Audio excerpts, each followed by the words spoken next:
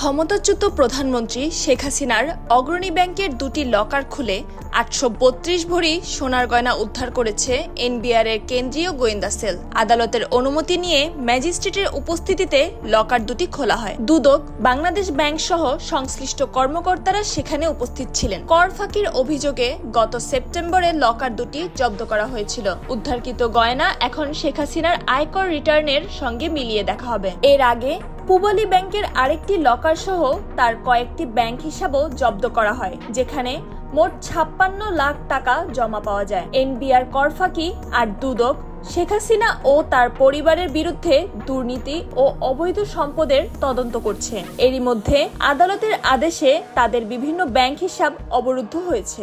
জুলাইয়ের গণ অভ্যুত্থানে সংঘটিত অপরাধের দায়ে আন্তর্জাতিক অপরাধ ট্রাইব্যুনাল শেখ হাসিনাকে মৃত্যুদণ্ড ও সম্পদ বাজেয়াপ্তের নির্দেশ দেয়। গত বছরের ৫ আগস্ট ছাত্র জনতার অভ্যুত্থানের পর তিনি দেশ ত্যাগ করেন।